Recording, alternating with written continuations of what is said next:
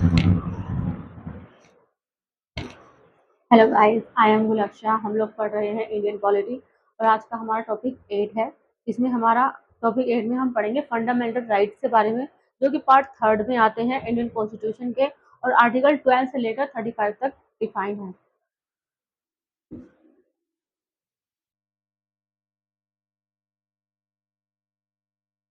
Fundamental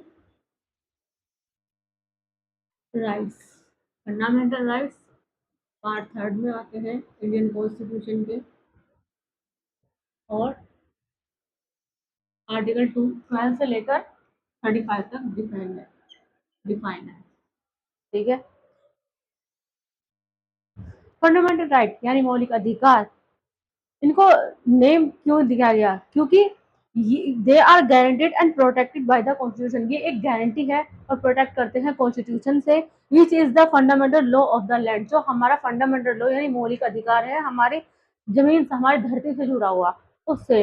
these are fundamental for all round.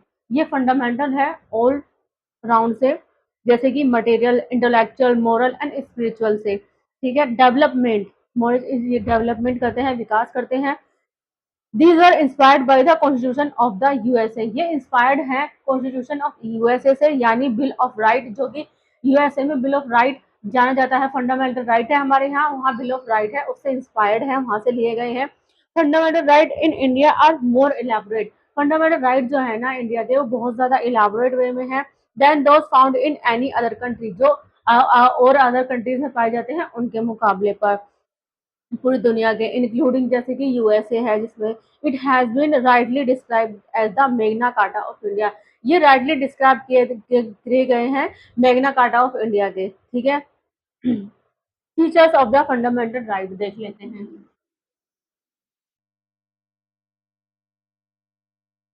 Features of fundamental rights क्या है? पहला है अमेंडेबल। अमेंडेबल का मतलब होता है कैन बी अमेंडेड, किसके द्वारा? पार्लियामेंट द्वारा, विया कॉन्स्टिट्यूशन अमेंडमेंट। ठीक है। Without altering the basic structure, बिना ऑल्टरिंग के बेसिक स्ट्रक्चर ऑफ डॉक्ट्रिन के ऑफ द कॉन्स्टिट्यूशन में। ठीक है। क्वालिफाइड क्या है? राइट आर नॉट एब्सोल्यूट है, लेकिन सब्जेक्ट है रीजनेबल रिस्ट्रिक्शन के। Protection against state and individual में क्या है? प्रोटेक्शन अगेंस्ट आर्बिट्री है स्टेट एक्शन के, विद सम एक्सटेंडिंग प्रोटेक्शन के साथ। ठीक है। Against private individuals. ठीक है। इन केस ऑफ वायलेशन, अगर वायलेशन के केस में देखा जाए, the aggrieved person can directed go to the supreme Court. जो एग्रीव पर्सन है वो डायरेक्टली सुप्रीम कोर्ट जा सकता है अपने फंडामेंटल लॉ के लिए, फंडामेंटल राइट्स के लिए, not necessarily by the way of appeal. ये जरूरी नहीं कि वो वे ऑफ अपील के लिए ही जाए, at the judgement of the High Court, High Court judgement के बेस पर अंडर आर्टिकल 32 में आते हैं। पॉजिटिव एंड नेगेटिव राइट्स भी होते हैं। Right limit state authority, right limit करते हैं स्टेट अथॉरिटी को, वो नेगेटिव होते हैं। वाइल जो अदर प्रोवाइड करते हैं इंडिविजुअल प्रिविलेज को, वो पॉजिटिव राइट होते हैं। डेमोक्रेटिक में प्रमोट करते हैं पॉलिटिकल डेमोक्रेसी को by limiting executive tyranny and arbitrary legislative laws के साथ में। जस्टिसेबल है यानी इन्फोर्सेबल है, किसके जरिए? कोर्ट के जरिए। ठीक है। अगर वायलेटेड होते हैं फंडामेंटल राइट, तो क्लेम अगेंस्ट स्टेट क्या है? राइट और क्लेम करे जा सकते हैं सिटीजन द्वारा against state and not vice versa, मतलब ज्यादा दूर तक इसी तरीके से। दे आर भी सस्पेंडेड किए जा सकते हैं during operation of the national emergency में, और except for the right guarantee करते हैं article 20 and 21। The fundamental six fundamental right है जो गारंटी करते हैं आर्टिकल 19 आर ऑटोमेटिकली सस्पेंड हो जाता है इमरजेंसी के दौरान, only on the ground of war and aggression के दौरान, यानी इमरजेंसी में। एक्सटर्नल इमरजेंसी जिसे बोला जाता है आर्टिकल 358 में डिफाइन है। And not and on the ground of arm rebellion, और आर्म रिबेलियन ग्राउंड में भी, यानी इंटरनल इमरजेंसी में भी। Constitutional provision with respect to fundamental right.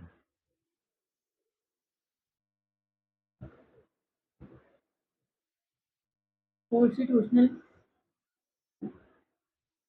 Provision with respect to fundamental right क्या है?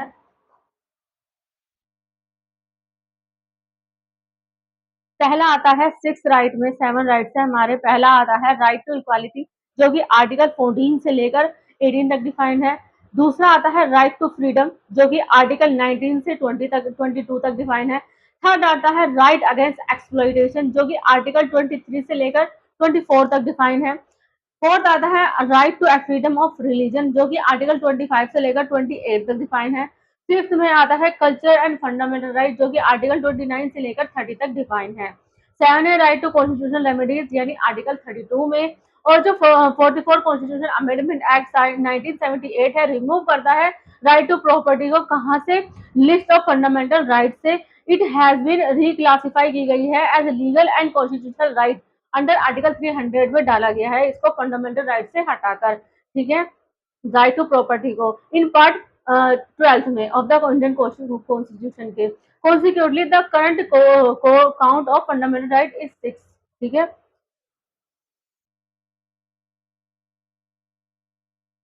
जो फंडामेंटल राइट है अवेलेबल कौन से हैं? Only to citizen and not to foreigner. Only citizen के लिए है, ना कि फॉरेनर्स के लिए। कौन से? आर्टिकल 15, 16, 19, 29 एंड 30, ये सिर्फ इंडियन सिटीजन के लिए हैं।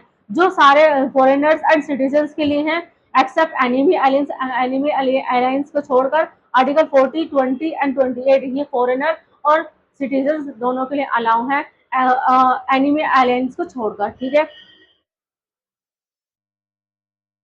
डेफिनेशन क्या है? State and laws inconsistent with fundamental right.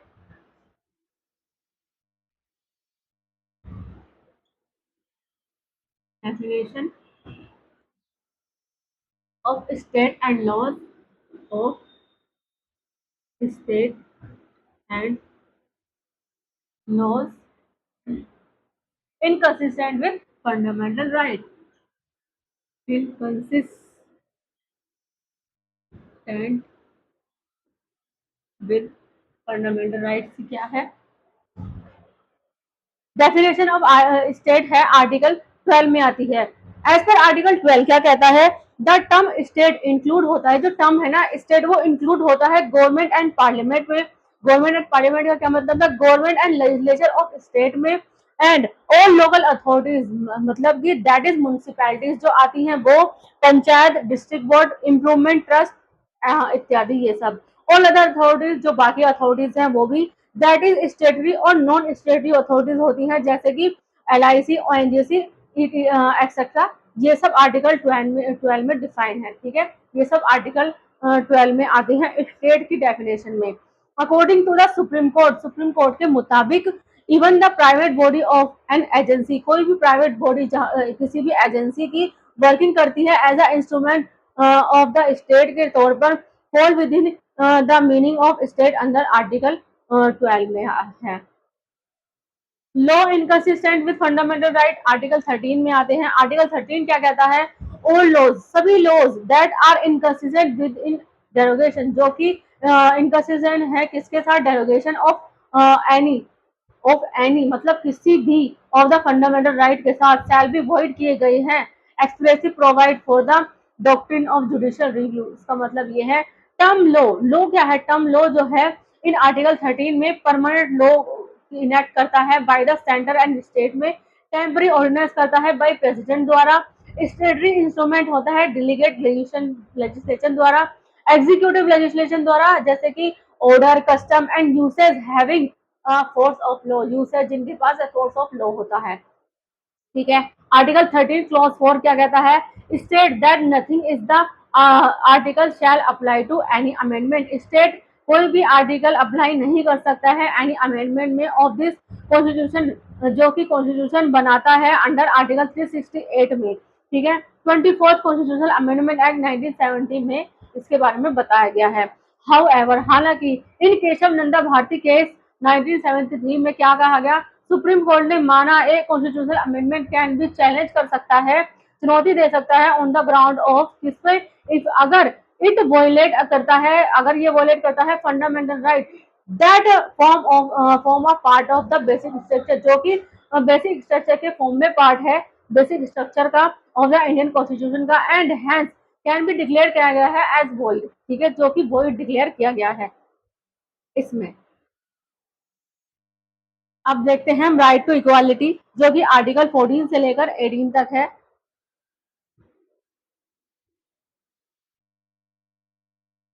Right to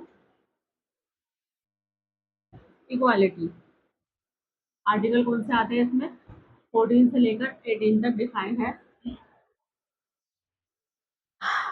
article 14 क्या कहता है, the state shall not deny to any person, state किसी भी पर्सन को डिनाई नहीं करेगा, ठीक है, इक्वालिटी बिफोर लॉ, यानी इक्वालिटी होगी लॉ से पहले, और the equal protection of law, equal protection law का मतलब क्या है, इक्वल प्रोटेक्शन दी जाएगी लॉज में with in the territory of India, India की टेरिटरी के अंदर।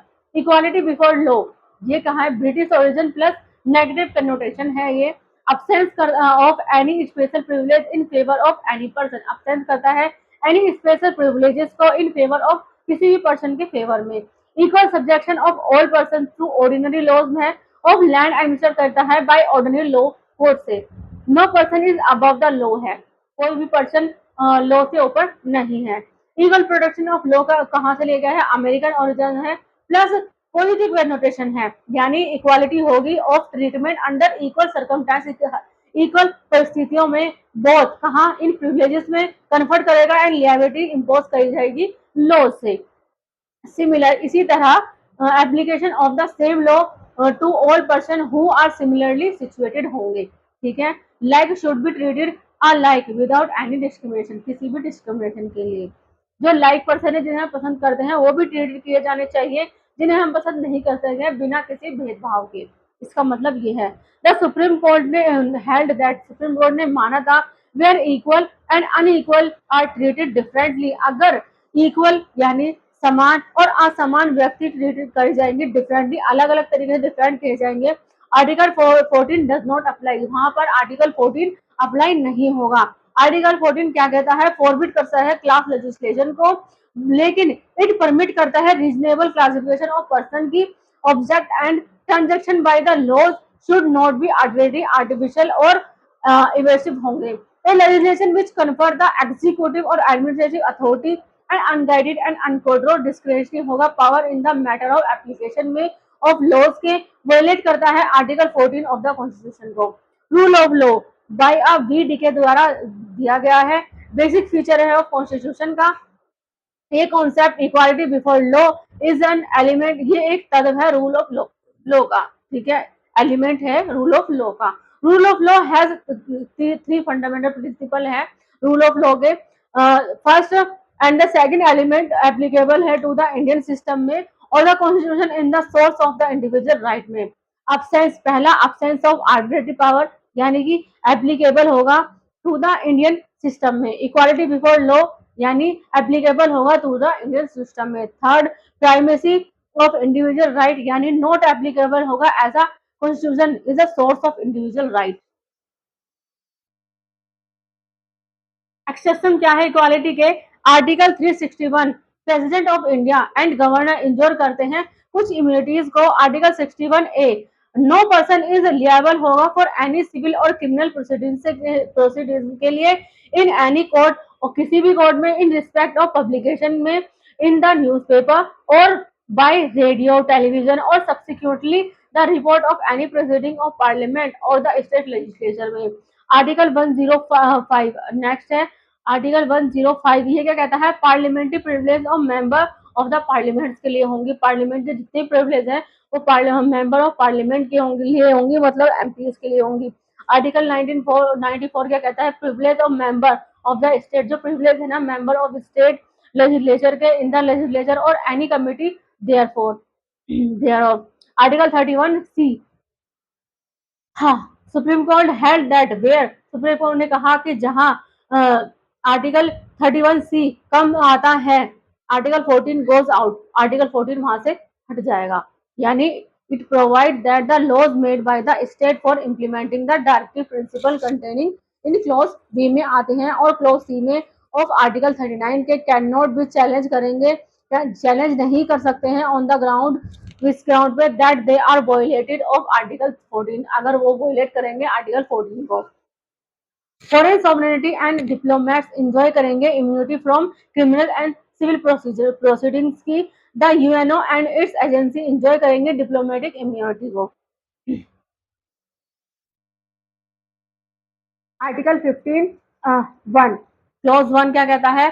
The state shall not discriminate, state discriminate नहीं कर सकता है against citizen on the ground of only religious, किस ग्राउंड पे? ओनली रिलीजन के ग्राउंड पे, रेस, कास्ट, सेक्स और प्लेस ऑफ बर्थ के ग्राउंड पे कोई भी डिस्क्रिमिनेशन, कोई भी भेदभाव नहीं कर सकता है स्टेट। द वर्ड ओनली का मतलब क्या होता है? Can not that discrimination on the other ground in not prohibited, ठीक है। आर्टिकल 15 क्लोज 2 क्या कहता है?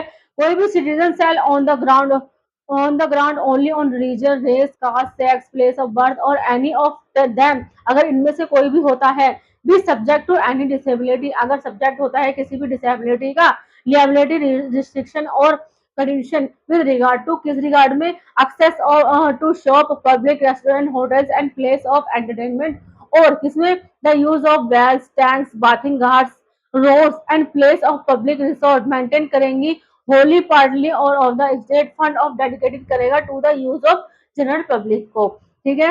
दिस प्रोविजन हटाता है डिस्क्रिमिनेशन, भेदभाव को, कहाँ से? दोनों स्टेट एंड प्राइवेट इंडिविजुअल द्वारा जो लगाई गई हैं, while the former provision of prohibition discrimination only by the state, ठीक है। आर्टिकल 15 क्लॉज 3 एंड 15 क्लॉज 4 क्या कहता है? Foundational bricks of reservation system in the country में होगा for exception to the this general rule of non discrimination, क्या है इसके एक्सेप्शन क्या है? द स्टेट इज परमिटेड होगा to make any special provision, कहाँ? फॉर वुमेन एंड चिल्ड्रन के लिए, for the advancement of any socially and educational backward classes, for SC and STs के लिए, for the advancement of any socially and educationally backward class of citizen, for SC and ST regarding their admission of education institution में, including private educational institution whether aided और unaided by the state except minority education institution में, ठीक है। For the advancement of any economically weaker section, यानी economically weaker section of citizens, उनको advancement मिलेगी हर जगह, कहीं पर भी मिल सकती है। Reservation of OBC in education institution में क्या है? एक्सेप्शन है इन आर्टिकल 15 क्लॉज 5 में। The 93rd amendment act 2005 enact किया गया था सेंट्रल एजुकेशन इंस्टीट्यूशन यानी रिजर्वेशन एडमिशन एक्ट 2006 प्रोवाइड करता है कोटा फॉर 27% रिजर्वेशन, किसके लिए? ओबीसीज के लिए, in all central and higher education institution में इंक्लूड होते हैं, जिसमें IIT and IIM. Supreme court ने अपहेल्ड किया था वैलिडिटी एंड डायरेक्ट किया था सेंट्रल गवर्नमेंट टू एक्सक्लूड कर सकता है क्रीमी लेयर्स को advance section among the OBC while implementing the law, ठीक है। Reservation for economically weaker section in education institution में क्या है? एक्सेप्शन आता है इसका आर्टिकल 15 क्लॉज 6 में, ठीक है। एडिड किया गया था bye 103rd amendment act of 2019 में 10% रिजर्वेशन होगा to EWS in admission to education institution में और इंट्रोड्यूस किया गया था।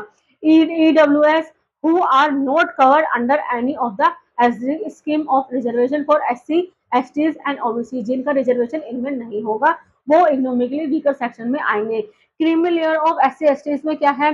सुप्रीम कोर्ट ऑफ इंडिया ने रिव्यू किया था judgment of Punjab and Haryana high court का, अलाउ किया था स्टेट अथॉरिटी को तो ताकि वो सब क्लासिफाई करें रिजर्व कैटेगरी ग्रुप्स को, जैसे कि schedule caste and schedule tribes for the purpose of reservation के लिए, ठीक है। यह डिसीजन ओवरटर्न किया गया था EV Chinnaiah versus state of Andhra Pradesh 2004 में रूलिंग किया था, जो कि ऑल्टर हुआ था landscape of reservation policies in India का, ठीक है। सुप्रीम कोर्ट ने अलाउ किया था स्टेट को ताकि वो सब क्लासिफाई कर सके एससी एंड एसटी को बेस्ड ऑन बैकवर्डनेस के बेस पर अप्लाई कर सकता है criminal layer principle to exclude कर सकते हैं प्रिविलेज ग्रुप को। सब क्लासिफिकेशन हुआ था, सब क्लासिफिकेशन मस्ट आवश्यक होगी रिलाई ऑन एम्पिरियल डेटा के लिए एंड 100% रिजर्वेशन होगा for any sub class in impermissible के लिए। According to supreme court state can not sub classify कर सकता है SC with the 15% reservation quota to provide कर सकता है better support for the disadvantage groups के लिए। ठीक है, तो आज की क्लास हमारी यहीं तक। नेक्स्ट मैं आपको अगले पार्ट में पढ़ाऊंगी। फिफ्थ से लेकर 12th तक अगर आपको किसी भी सब्जेक्ट में कोई भी ट्यूशन पढ़ना हो, हमारी अकेडमी ऑल सब्जेक्ट ट्यूशन पढ़ाती है। हम एसएससी, सीजी, यूपीएससी, यूपीएससी वगैरह की तैयारी कराते हैं, उर्दू लिखना पढ़ना भी सिखाते हैं।